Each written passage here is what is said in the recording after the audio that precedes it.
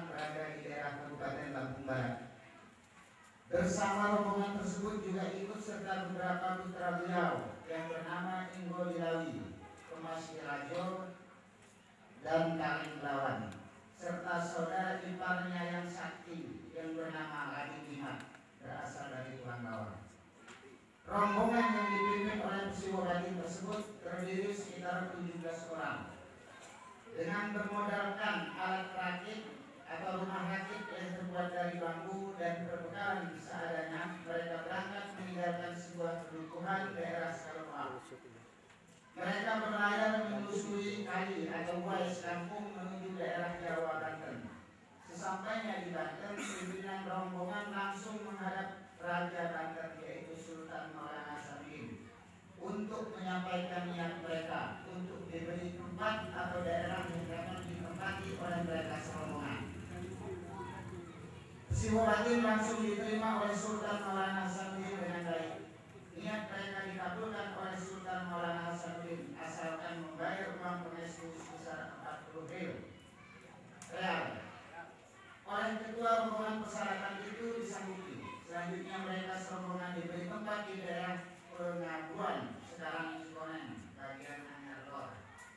Setelah mereka menempati daerah Pengabuan Anyar Lor, Sultan Maulana Samin memberikan gelar atau bujenong di antara mereka. Adapun mereka yang diberi gelar atau bujenong oleh Sultan Samin adalah sebagai berikut: 1. Siwowati diberi gelar Sunan. 2. Raden Dimat diberi gelar Pangeran Ratu di Lampung. 3. Inggo Dilawi diberi gelar Temenggung Jawa di Lampung atau terkenal dengan Temenggung Pukat. Sedangkan putra Sunan yang bergelar Pemas Irajo dan Kaling Lawan tidak berjenong untuk mengganti mereka. Yang bawah perbatasan dengan marga Melinting dari arah laut Kuala Nyelai, Nyelai Luni, Karya Tani. Nah, dari Karya Tani atau Pasir Sakti sekarang menuju Waitubo, ya, Waitubo di Lebong, Kapung, sekarang Negeri Agung. Jadi batasnya dari Kuala sana masuk ke Negeri Agung sebelah sini, kemudian langsung melewati pinggiran Gunung Sugih membelah dua gunung Uwai. Gunung Uwai itu gunung yang ada di Pematang Tahlo, itu dibelah dua batasnya. Kemudian ke Wainiti Rendai, Wana, perbatasan dengan Wana, Titik Rendai. Kemudian berakhir di Siring Baning, Wana. Itu juga kalau cek juga ada. Kemudian perbatasan dengan margas kampung Batu Badak ke sana, yaitu dari arah Batu Pengagar barat membelah Uwai Cekang atau Uwai Muara Cekang, perbatasan Bungkuk dengan Batu Badak. Itu batasnya ke arah sana. Kemudian menyeberang Sungai Sekapung, ya, menyeberang Sungai Sekapung dan berakhir di Pematang Samang Handak, Wawai Karya, masuk ke sana wilayahnya. Sekarang daerah itu namanya daerah Ngesti Karya. Kemudian batas dengan Ketibung, yaitu Beringin Jajang dan ke arah Siring Andong, Waiboho, sekarang Sidomulyo. Nah itu batas. Dan batas yang keempat, batas dengan marga Dataran Ratu atau Kalianda, yaitu Pulau Anau, terus ke arah Wai Bisak Belok, kemudian menuju arah kembali ke Waras Kampung asal dari masuknya. Itu batas-batasnya Bapak sekalian yang telah ditetapkan sebagai daerah Cikal Bakal Kecamatan Jabung sekarang.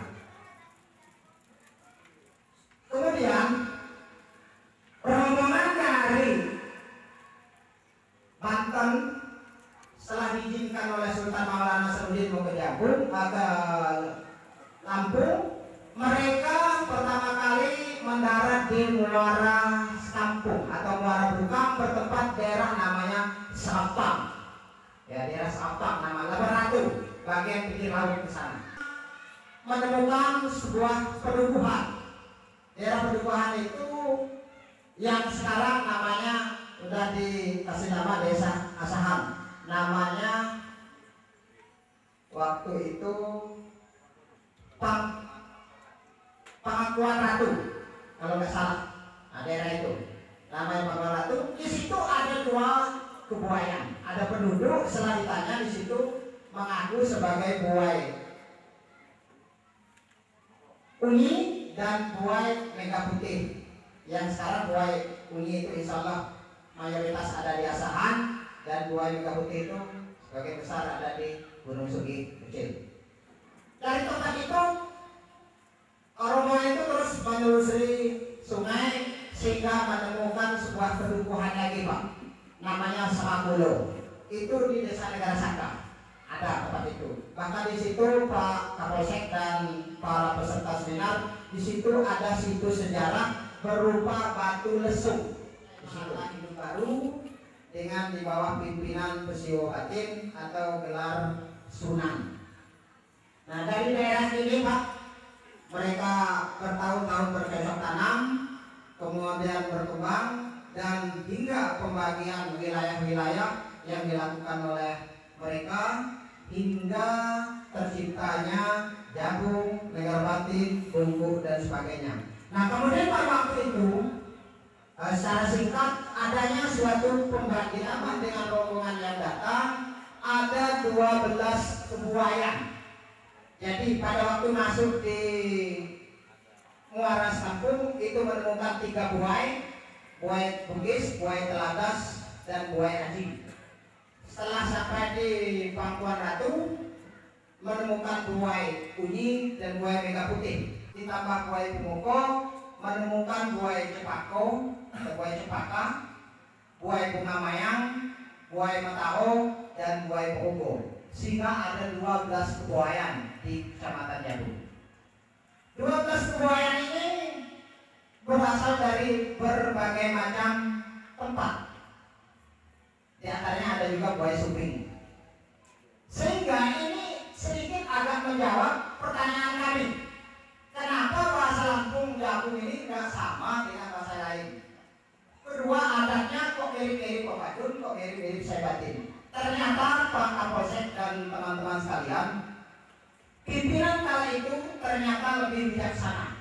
Buai Pemuko nggak mau memakai adatnya, buai Aji tidak mau memakai adatnya sendiri, buai Telagas dan sebagainya. Mereka dari 12 kebuayan itu berembuk, meremas, membentuk adat istiadat baru.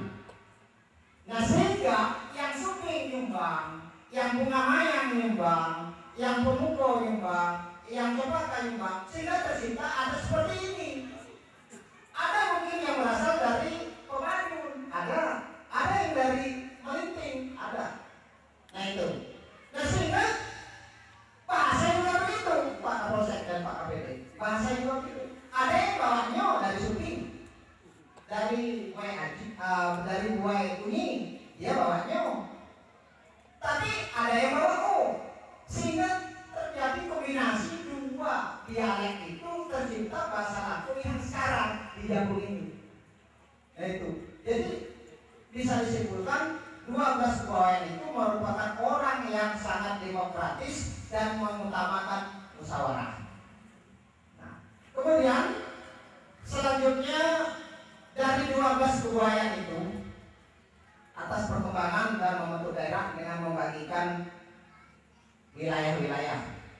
Buai Pemuko, buai Suping, buai Bunga Mayang, dan buai Mataho bertempat di sekarang Jagung, Pak. Kenapa dikatakan Jagung? Setelah saya tanya, setelah mereka menyeberang sungai, naik ke dataran yang di atas sungai, di situ banyak tumbuhan-tumbuhan pohon jagung. Pohon jagung itu seperti pohon lengkuas, yang konon ceritanya daunnya atau buahnya bisa digunakan untuk nyerwit. Nah, makanya di Jagung ini ada makanan emas. Kemudian desa Asahan asli namanya tadinya Pangkuan Ratu. Karena menurut cerita-cerita sesepuh dari Asahan, di situ tempat sering berlakunya Ratu Darah Putih. Sehingga di situ dinamakan Pangkuan Ratu. Di daerah Seputih Ringgit waktu itu. Kemudian berkembang menjadi nama Asahan. Termasuk desa Gunung Sugi, secara singkat nama asli tadinya adalah Desa Kampung Penunggangan Ratu. Itu Ratu Darah Putih, setiap di sana dipanggul. di tunggal apa? Yang kayak burung-burung itu Pak, yang naik di panggul. Nah itu ya, namanya penunggangan ratu.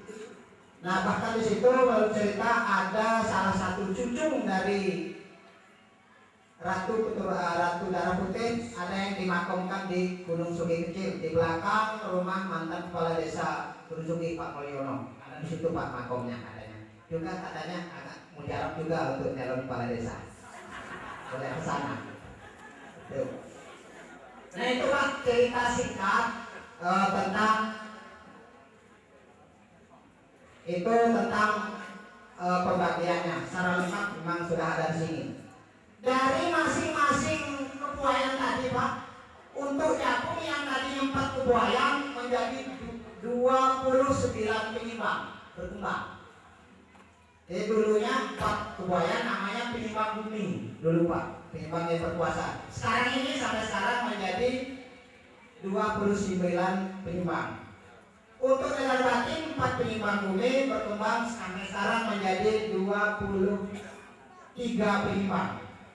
Bungkuk tadinya 1 kebuayan, kemudian berkembang menjadi 23 Pak ya. Nah, 23 ada di sini. Kemudian Gunung Sugi Kecil tadi dari 1 kebuayan Mega Putih hingga sekarang menjadi 3 penyimbang Pak ya. 3 penyimbang. Nah karena Gunung Sugi ini ada cerita tersendiri Pak, dan tidak perlu saya ungkap di sini kenapa desa Gunung Sugi yang Lampungnya sedikit. Kemudian setiap bertambah orangnya pergi, setiap bertambah orangnya pergi dari Gunung Sugi, sehingga kampung-kampungnya Gunung Sugi itu sampai sekarang sedikit Pak ya. Ya, tuh beda dengan Asahan. Asahan tadinya dari 1 kebuayan sekarang berkembang menjadi berapa penyimbang? Kalau nggak salah 12 penyimbang sekarang. Ya, mana salah tadi? Asal 12 ya? Iya 12 penyimbang kalau salah. Nah itulah perkembangannya. Jadi sampai sekarang perkembangan atau pemekaran penyimbang adat yang paling lama itu desa Gunung Sugi. Bukan orangnya yang ada. Setelah dia berhasil dia pergi Pak. Ada yang ke Jawa, ada yang ke Jakarta, ada yang ke Metro, ada yang pindah desa tetangga. Itu ada cerita tersendiri kenapa begitu. Dan telah 10 kali ganti kepala desa. Dan kepala desa yang hingga saat ini adalah Bapak Ramadan gelar bintang alam. Sekarang ada tempat kita. Kemudian saya teruskan kepala desa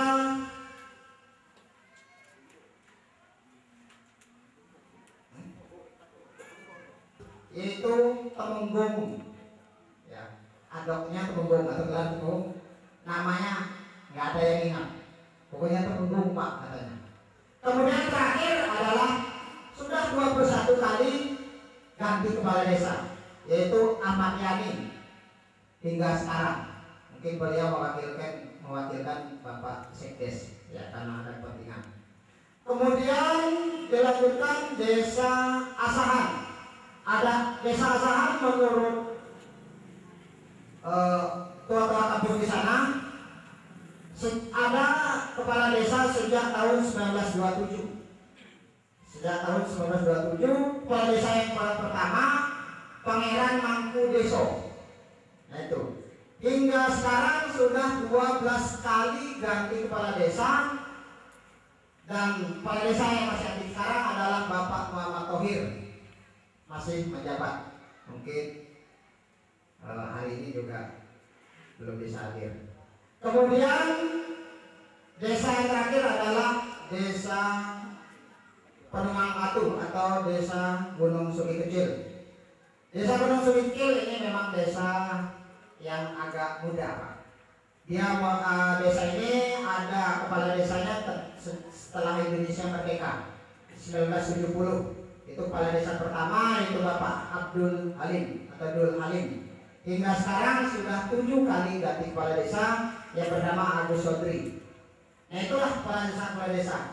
Sekarang Pak, yang terakhir camat, ya camat yang pernah memimpin Jabung. Jabung ini para peserta sudah 26 kali ganti camat. Ya udah lumayan. Indonesia merdeka tahun 45. Sebelum merdeka Jabung dan Sukabumi dipimpin oleh seorang pesiar. Setelah Indonesia merdeka tahun 46, pesiar itu dihapus oleh Indonesia karena pesiar itu bentukan Belanda, diganti dengan camat atau kalau nggak salah dulu kepala wilayah atau kewenangan apa namanya itu. Ya, kepala negeri waktu itu. Yang pertama memimpin Jabung tahun 46 itu Bapak Ahmad namanya. Ini sumber saya peroleh dari kecamatan. Kemudian Pangeran Soehemi tahun berapa nggak jelas. Terakhir kepala camatnya Bapak Aliuddin tahun 2011 hingga sekarang. Jadi kalau melihat tahun ya Pak, Jabung ini ternyata sudah lumayan lamanya. Oleh karena itu, insya Allah berdasarkan penggalian-penggalian ini, Jabung khususnya 6 desa, umumnya seluruh yang ada di Kecamatan Jabung bisa berubah berkembang seperti desa-desa atau kecamatan yang ada di Bandar Lampung atau di Jawa. Itulah yang perlu saya sampaikan Pak. Untuk Bungkuk telah mengikuti pemekaran kecamatan sehingga secara administrasi pemerintahan Bungkuk termasuk kecamatan